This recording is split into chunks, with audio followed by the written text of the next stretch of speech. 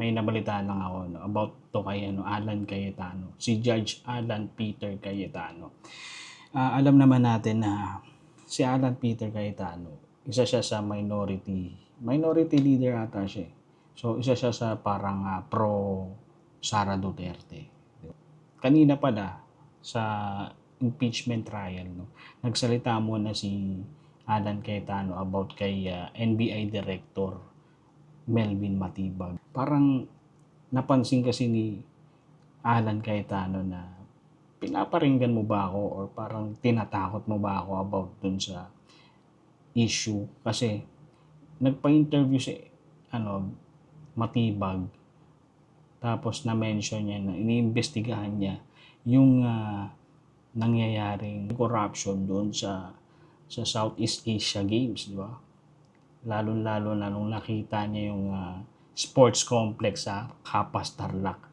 So, parang pinapatamaan niya dun si Alan Cayetano kasi nung time na yon si Alan Cayetano yung humawak ng sports department So, hindi ko alam kung secretary ba siya doon or senador ba siya nung time na yon, congressman. Pero ang dito kasi, parang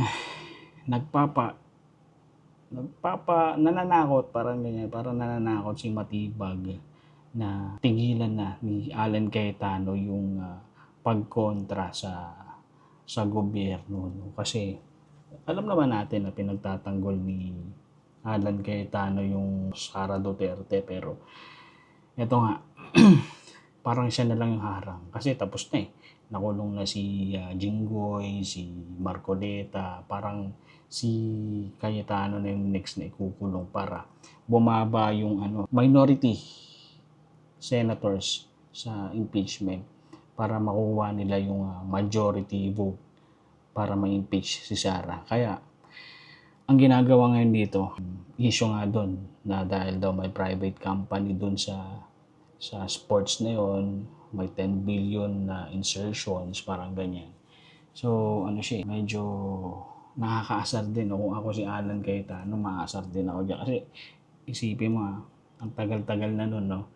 Tapos ngayon lang i-mention ni NBI Director kasi sa Monday kasi meron siyang siya yung resource person sa impeachment. So, talagang maghaharap sila ni Cayetano sa impeachment. At ayun, ang issue pa dun sa sports, wala daw bidding. Tapos, hindi naman testigo si NBI Director doon sa impeachment. Para siyang resource person.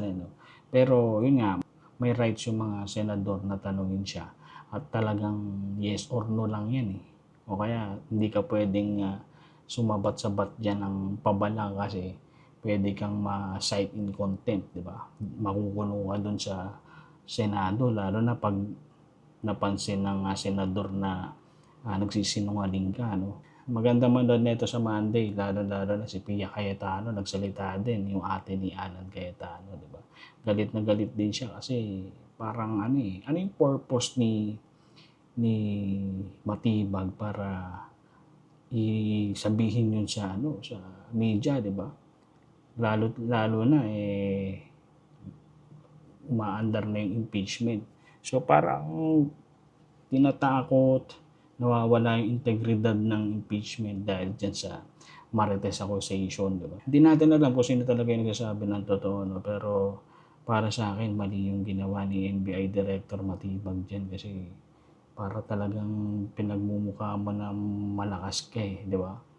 At akala mo siguro na habang buhay kang NBI Director. Talaga yan?